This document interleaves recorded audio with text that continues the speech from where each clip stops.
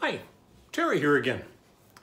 Today I'd like to talk about or think with you about what I call intentional discomfort. It occurs to me that when I watch TV or read material or consider different things, there are various reasons I do it. For some, I access things on the internet or read something or read a book or whatever for instruction. I want to learn how to do something, so I watch YouTubes or I read things on the internet. So there are times I read for instruction. There are times, quite a bit, that I just watch something for entertainment. Last night, watched a couple of YouTube videos about a guy, a person whose hobby was fixing watches. So he disassembled a couple of watches and watch that for a while, or I'll watch a video on a person that goes out and buys an old car that hasn't been run for 10 or 15 years and fixes it up so it runs again. Just for entertainment reasons. Not for instruction, because I don't plan on ever doing either one of those two things, but just for entertainment. Then there are those things that might read or watch or go to a seminar for comfort, just to find some comfort. And maybe that would be, I don't know, going to a funeral or just going to a counselor or a friend, just to find some comfort, because we're not only stressed but overstressed or going through a tough time. We just need somebody to bring us some comfort. But then there's also the discomfort, intentional discomfort. Reading something because it makes us uncomfortable. Or watching something or going to a seminar or taking a class because we intentionally want to make ourselves uncomfortable. And if you've listened to me or read much of what I said, you know that I'm very much into lifelong growth. Continuing to grow, continuing to be transformed, continuing to experience new arenas, new seasons of human development. And it occurs to me that to have deep growth, there must be some discomfort. And sometimes, often, we are almost pushed into growth because it's not so much intentional discomfort as something happens. It might be loss in our life, some sort of major crisis that enters into our life that pushes us toward growth.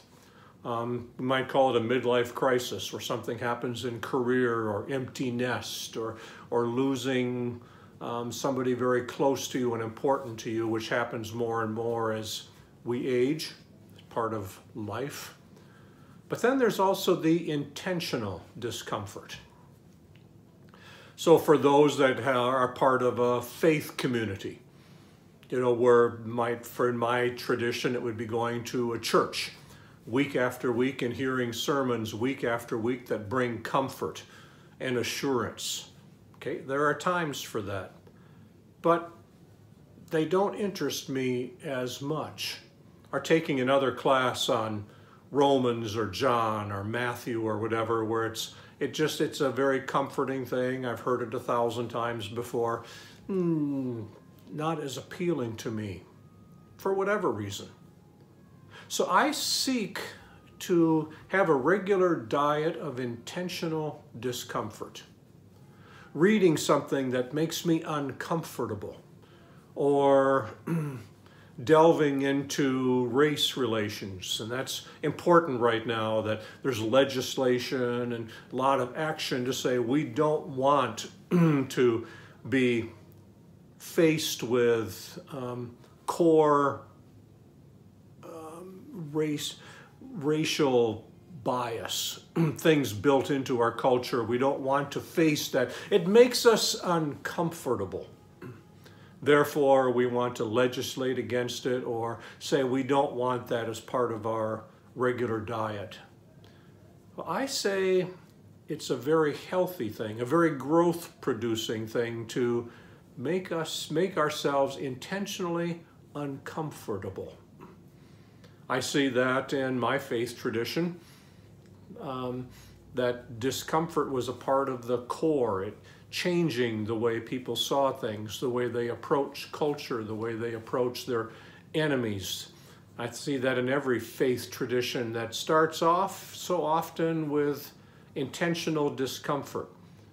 There's an encounter with the divine, or there's an encounter with, conscience, with the internal, what's going on inside, and that leads to discomfort, which leads to change. But how often we slip into wanting comfort. And I would continue to challenge myself, and I'm challenging you a little bit as well. Not a little bit, I'm challenging you to consider adding a regular diet of intentional discomfort, and maybe back off from a regular diet of comfort. Those arenas where just comfort and comfort and comfort, because for me, comfort has the potential, I don't say it does, but it has the potential of settling you in. You're in a comfortable place.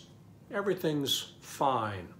Don't need to continue growing. Don't need to get engaged with things in our culture, in your life, or your lifestyle, or whatever that would make you uncomfortable.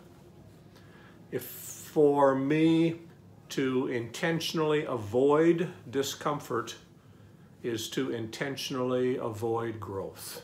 I'll put it that strongly. To intentionally and wisely invite discomfort into your life, either through what you read, the classes that you take, the people that you're with,